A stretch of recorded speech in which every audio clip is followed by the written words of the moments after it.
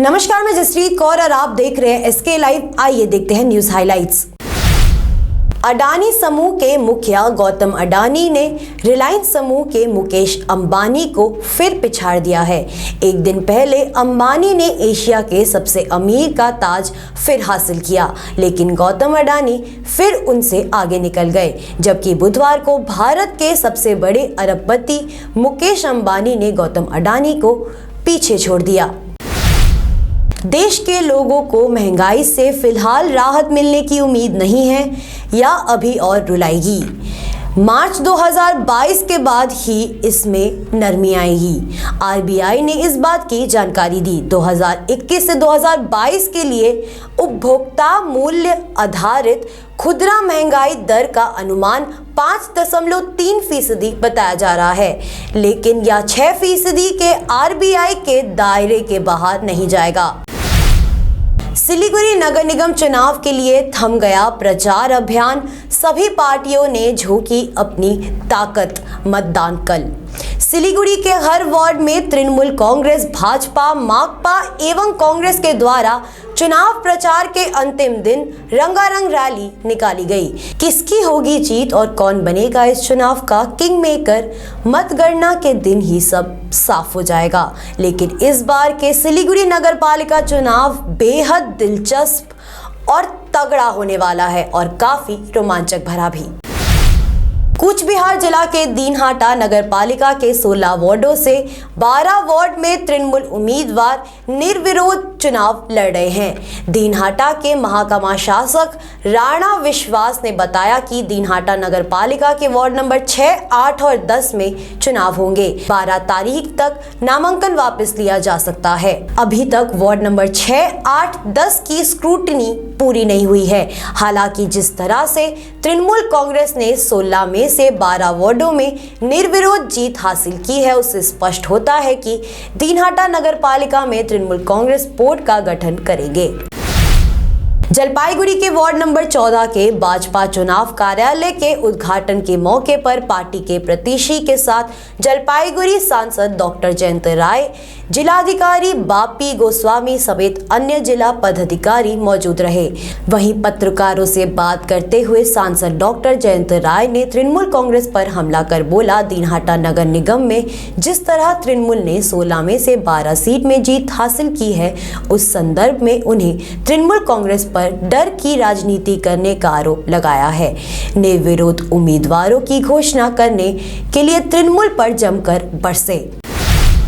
सिक्किम सरकार ने कल गुरुवार को एक अधिसूची जारी करते हुए कोविड को लेकर सभी प्रतिबंधों को वापस लिया। अधिसूची के आधार पर व्यक्तियों और वाहनों के अंतर्राज्य आने जाने पर कोई प्रतिबंध नहीं है। इसके तहत राज्य के विभिन्न चेक पोस्ट पर आरटीपीसीआर की नेगेटिव रिपोर्ट प्रस्तुत करने की भी आवश्यकता नहीं है। इसके साथ ही ऑड इवन प्रतिबंध भी वापस ले लिया गया है। बाजार, विभिन्न कार्यालय और सभी क्षेत्रों को कोविड-19 प्रोटोकॉल का पालन करते हुए 100% क्षमता के अनुसार खोलने की अनुमति भी दे दी गई है। यह अधिसूची 11 फरवरी यानी आज से लागू हुई है। कल 12 फरवरी को संपन्न होने वाले सिलीगुड़ी नगर निगम चुनाव को शांतिपूर्ण तरीके से संपन्न करने को लेकर पुलिस प्रशासन की हुई महत्वपूर्ण बैठक। इस बैठक में एसडीओ सिलीगुड़ी के पुलिस कमिश्नर गौरव शर्मा और आला अधिकारी उपस्थित रहे।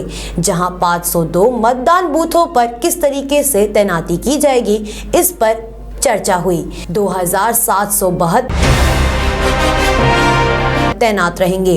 वही जानकारी दी गई कि 1500 अतिरिक्त पुलिसकर्मी भी सिलीगुड़ी पहुंच चुके हैं। पुलिस प्रशासन नगर पालिका चुनाव को शांतिपूर्ण रूप से करने के लिए हर संभव कार्य कर रही है।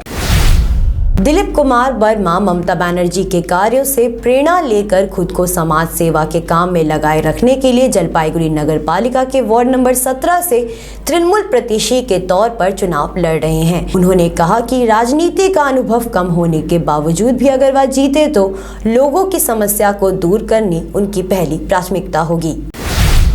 देश में कोरोना के मामलों में लगातार गिरावट देखी जा रही है। स्वास्थ्य मंत्रालय द्वारा जारी किए गए रिपोर्ट के मुताबिक देश में कोरोना के 58,077 नए मामले सामने आए हैं। इसके अलावा 1,50,407 लोग कोरोना से ठीक भी हुए हैं। कोरोना से मरने वालों की संख्या में भी बड़ी कमी देखी गई है। 24 घंटे में कोरोना से 657 लोगों की मृत्यु हुई है। अपने परिचय के बगैर ही मुख्यमंत्री का बैनर लेकर सुब्रत पाल ने चुनाव प्रचार शुरू किया।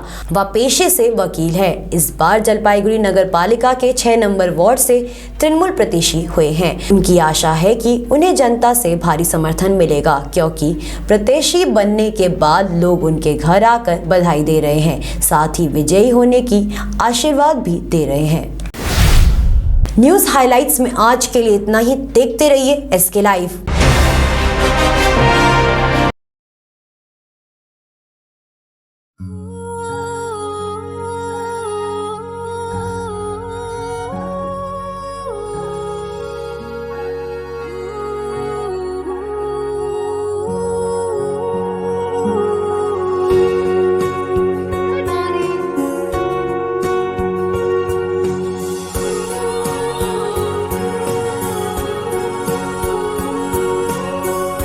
DPMI सम्मान के साथ सुनिश्चित रोजगार।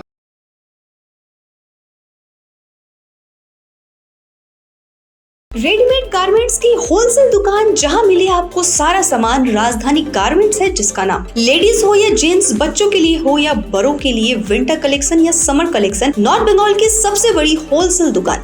अपनी दुकान की परचेसिंग विंटर कलेक्शन के लिए पधारे राजधानी गारमेंट्स। यहाँ आप बिल्कुल किफायती दामों में खरीदारी कर सकते हैं। A से Z तक ऑनलाइन ऐप के जरिए भी आप परचेसिंग कर सकते हैं। राजधानी गारमेंट्स, 2nd फ्लोर, कौड़ी शंकर मार्केट, विधान रोड, सिलीगुड़ी।